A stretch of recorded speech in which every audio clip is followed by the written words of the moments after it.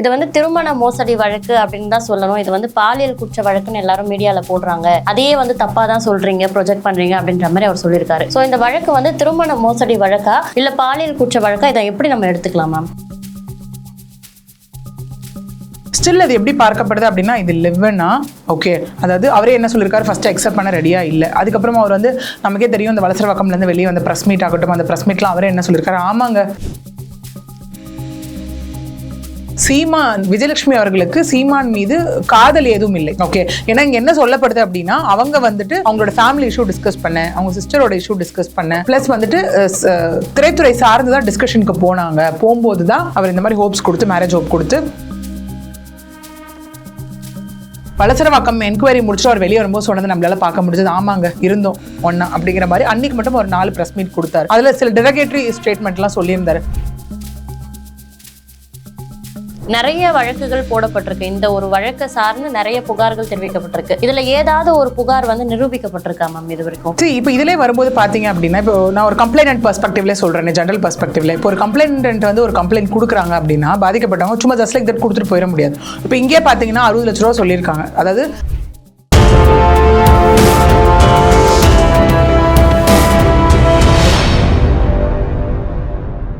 யூதமிழ் நேயர்களுக்கு வணக்கம். இன்னைக்கு நம்ம கூட வழக்கறிஞர் பிரியதர்ஷினி அவர்கள் தான் இணைஞ்சிருக்காங்க. வணக்கம். வணக்கம். இப்போ பாத்தீங்கன்னா நாம் தமிழர் கட்சியின் தலைமை ஒருங்கிணைப்பாளர் திரு சீமான் அவர்கள் மீதான அந்த வழக்கு.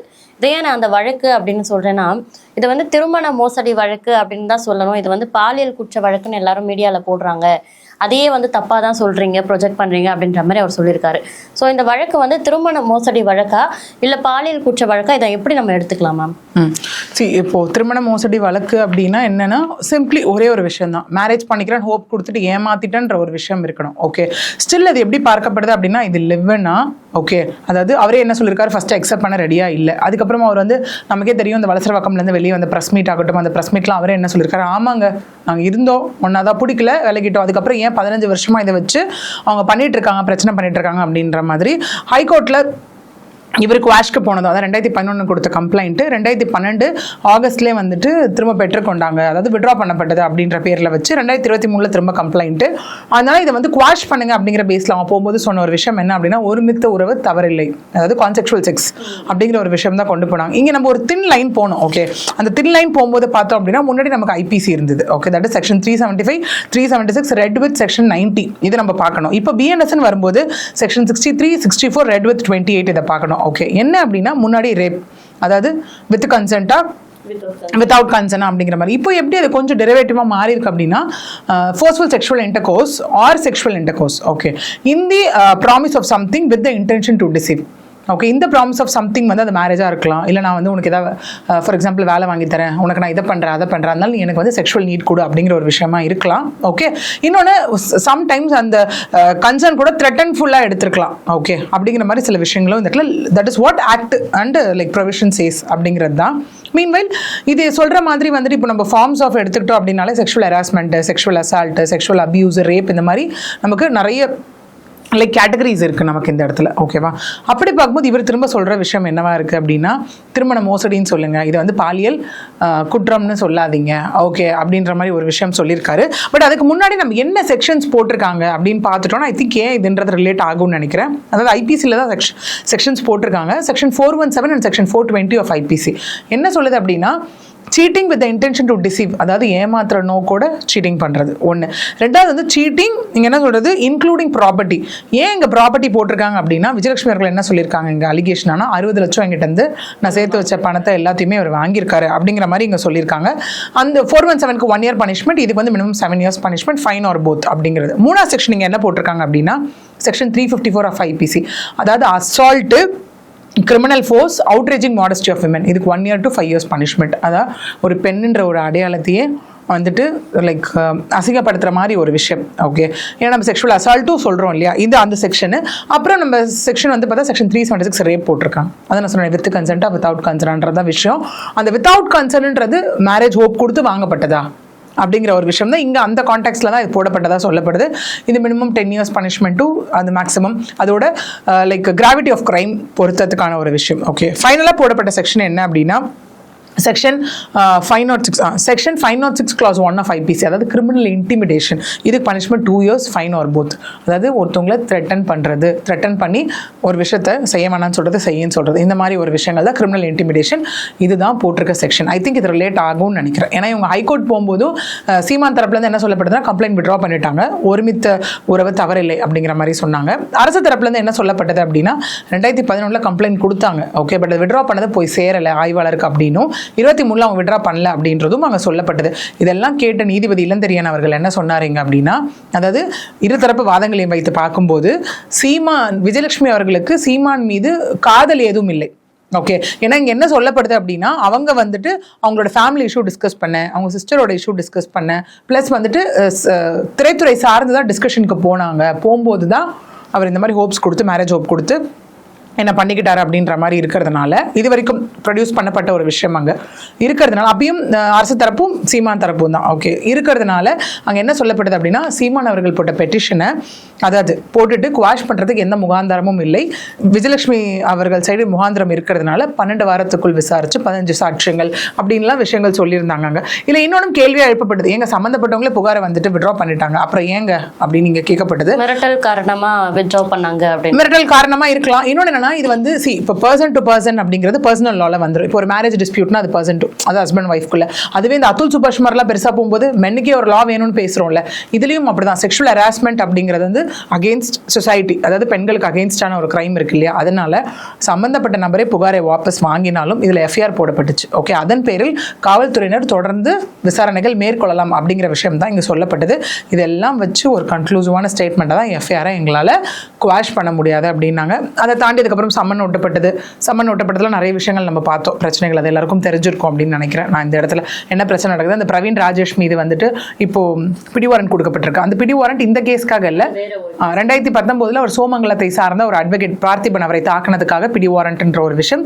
அவர் போயிட்டு ரீகால் பெட்டிஷன் போட்டுக்கலாம், வாரண்ட் ரீகால் பண்ணிக்கலாம், இல்லைனா அரெஸ்ட் அப்படிங்கிற ஒரு விஷயம் நடக்கும்.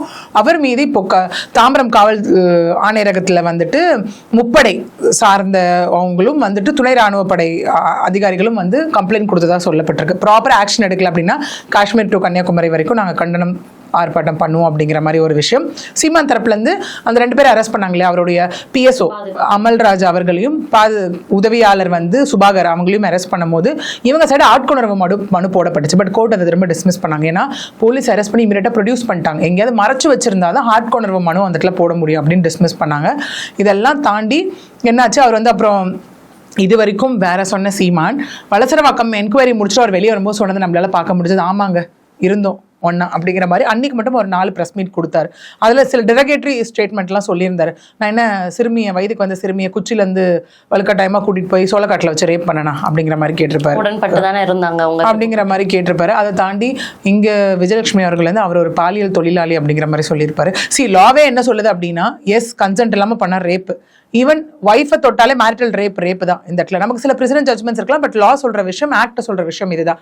ஈவன் செக்ஸ் ஒர்க்கர்ஸே அவங்க பெர்மிஷன் இல்லாமல் தொட்டா தவறு தான். ஏன்னா இங்கே வைக்கிற அலிகேஷன்ஸ் என்னன்னா, அவங்க 4 பேரை போயிருக்காங்க, வீடியோஸ் எல்லாம் வந்தது, அவங்க பணம் வாங்கியிருக்காங்க, அதெல்லாம் ஓகே. உங்களுக்கும் அவங்களுக்கும் என்ன சம்பந்தம்ன்றதான் விஷயம். ஒருவேளை நீங்கள் கோர்ட்டில் இல்லைன்னு ப்ரூவ் பண்ணிட்டீங்க அப்படின்னா, அவங்ககிட்ட எவிடன்ஸ் இல்லைன்னா நீங்கள் அங்கே கம்ப்ளீட்டாக நிரபராதி அப்படிங்கிற ஒரு விஷயம் வரும். இங்கே வந்து இவர் நிரபராதியும் கிடையாது, குற்றவாளியும் கிடையாது, குற்றம் சாட்டப்பட்ட நபர் அப்படிங்கிறது தான் இங்கே விஷயமா இருக்கு. ஸோ இதை எதிர்த்து தான் அவங்க என்ன பண்ணாங்க அப்படின்னா, சுப்ரீம் கோர்ட்டில் அவங்க போன பெட்டிஷன் இந்த இடத்துல. இப்போ ஒரு 15 வருஷமா இந்த வழக்கு வந்து நடந்துட்டே இருக்கு. நிறைய வழக்குகள் போடப்பட்டிருக்கு. இந்த ஒரு வழக்கை சார்ந்து நிறைய புகார்கள் தெரிவிக்கப்பட்டிருக்கு. இதுல ஏதாவது ஒரு புகார் வந்து நிரூபிக்கப்பட்டிருக்கா மேம் இது வரைக்கும்? சரி, இப்போ இதிலே வரும்போது பார்த்தீங்க அப்படின்னா, இப்போ நான் ஒரு கம்ப்ளைண்ட் பெர்ஸ்பெக்டிவ்ல சொல்கிறேன், ஜென்ரல் பெர்ஸ்பெக்டிவ்ல. இப்போ ஒரு கம்ப்ளைண்ட் வந்து ஒரு கம்ப்ளைண்ட் கொடுக்குறாங்க அப்படின்னா, பாதிக்கப்பட்டவங்க சும்மா ஜஸ்ட் லைக் தட் கொடுத்துட்டு போயிட முடியாது. இப்போ இங்கே பார்த்தீங்கன்னா 60 லட்ச ரூபா சொல்லியிருக்காங்க, அதாவது தான் சேர்த்து வச்ச பணத்தை எல்லாமே அவர் வாங்கிக்கிட்டாருன்னு. அதுக்கு கண்டிப்பாக அவங்க ஏதாவது பேங்க் டிரான்சாக்ஷன்ஸோ இல்லை கையில் கொடுத்த ஆதாரமும் கொடுத்து ஆனும். இந்த இடத்துல 6லேருந்து 7 முறை கருக்கலைப்புன்னு சொல்லியிருக்காங்க. அவங்களுக்கு கேஎம்சியில் வந்துட்டு டாக்டர்ஸ் தரப்பில் மெடிக்கல் இதுவும் மெடிக்கல் செக்கப்புக்குமே இந்த இடத்துல பண்ணியிருக்கு இல்லையா. ஸோ அப்படி இருக்கும்போது அதுக்கான ரிப்போர்ட்ஸும் இங்கே சப்மிட் பண்ணி தான் ஆகணும். ஸோ இன்னொன்று, அவங்க நெருக்கமாக இருந்தாங்களா, அப்படியே வீடியோ, ஆடியோஸ், ஃபோட்டோஸ் அந்த மாதிரி எல்லாமே கொடுத்து தான் ஆகணும். இந்த இடத்துல கொடுக்காம வந்து இந்த இடத்துல இருக்க முடியாது. அவருமே நிறைய விஷயம் சொல்லியிருக்காரு. அவங்க 2 பேரும் எடுத்த வீடியோஸ் பண்ணும்போது அது வந்து நாங்கள் மூவிக்கு ரிஹர்சல் பார்த்தோம், ஆக்ஷன் அப்படிங்கிற மாதிரிலாம் ஒரு விஷயம் இருந்ததுன்னு தொடர்ந்து வந்து விஷயங்கள் வந்துட்டு தான் இருக்கு. இங்கே இவங்க தரப்புலையும் ஏன் நம்பகத்தன்மை ரொம்ப குறையுது விஜயலட்சுமி தரப்புல அப்படின்னா, வராங்க, இதான் லாஸ்ட் வீடியோன்னு போடுவாங்க, திரும்ப கொஞ்ச நாள் ஆள் காணப்படுவாங்க, திரும்ப வருவாங்க, திரும்ப போயிடுவாங்க. விச் மீன்ஸ் அவங்களுக்கு பண தேவை இருக்கும் போது அவங்க வராங்களோன்ற ஒரு கனோட்டேஷன் இங்கே இருந்தது. பட் மேபி த்ரெட்டனிங்காக இருந்தால் சில பேர்கள் அவங்க சொல்றாங்களே இவங்களை வச்சு நீங்க த்ரெட்டன் பண்றீங்க அப்படின்ற ஃபேக்டர்ஸ் அந்த இடத்துல இருந்திருந்தா ஒருவேளை, ஏன்னா நம்ம சஸ்பெக்ட் அப்படின்னும் போது ரெண்டு பக்கமும் பேசணும், லா என்ன சொல்லுதுன்னு பேசணும், அப்படி ஒன்று இருக்கும். பட் சீமான் தரப்புல முற்றிலும் எப்படி சொல்லப்படுது அப்படின்னா, ஆளும் கட்சியோட ப்ரெஷர்னால எப்பெல்லாம் வந்துட்டு ஏடிஎம்கே இவங்களாம் ஆட்சியில் இருக்கும்போது இது வரல, டிஎம்கே வைக்கிறாங்க அவங்கள அப்படின்னு எலெக்ஷன் வேற வரப்போகுது, அதனால நடிகைகளையும் பெண்களையும் எனக்கு எதிராக ஏவி விடுகிறார்கள் அப்படின்ற ஒரு விஷயம் இருக்கு.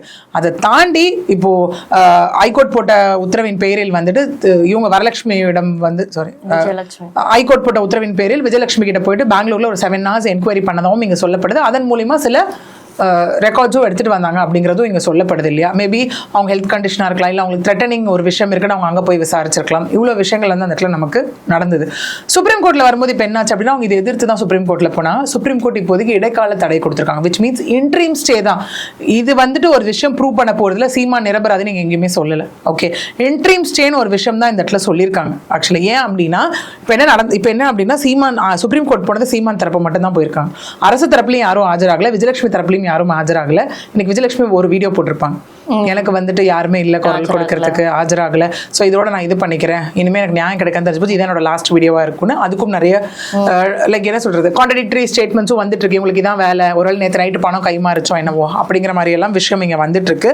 ஏன்னா இங்க ஹைகோர்ட் சொன்னதா ஒரு சில விஷயங்கள் நம்ம பார்க்க முடியுது, ஒரு 4-5 விஷயங்கள். என்ன அப்படின்னா, முதல்ல இங்கே வந்து சீமான் தரப்புல வந்துட்டு இல்லை இது சமரச பேச்சுவார்த்தை போயிட்டு தான் இருக்குன்ற மாதிரி ஒரு விஷயம். அதாவது இது 2 தரப்பா சொல்லப்படுது. ஒன்று வந்து ஜட்ஜஸ் வந்துட்டு ஓகே நீங்க எதாவது காம்பன்சேட் பண்ணுங்க அப்படின்னு சொன்னதுனால பேச்சுவார்த்தை போனதாகவும், இவங்க தரப்புல இருந்து வந்துட்டு ஏன்னா பிரிண்ட் மீடியா வேற மாதிரியும் சோஷியல் மீடியா வேற மாதிரியும் இந்த இடத்துல இருந்துட்டு இருக்கு. ஓகே, ஸோ இருக்கும்போது இவங்க தரப்புல இருந்து வந்துட்டு இல்லை இவங்க தான் போயிட்டு வந்து ஃபர்ஸ்ட் இந்த மாதிரி நாங்கள் ட்ரை பண்ணிட்டு இருக்கோம், we have been keep on trying, ஒரு சமரசத்துக்காக ட்ரை பண்ணிட்டு இருக்கோம் போது ஜட்ஜஸ் சரி நீங்க ட்ரை பண்ணுங்க, அதற்காக தான் இந்த மே 2ஆம் தேதி வரைக்கும் ஒத்தி வைக்கப்பட்டிருக்கு. ஏன்னா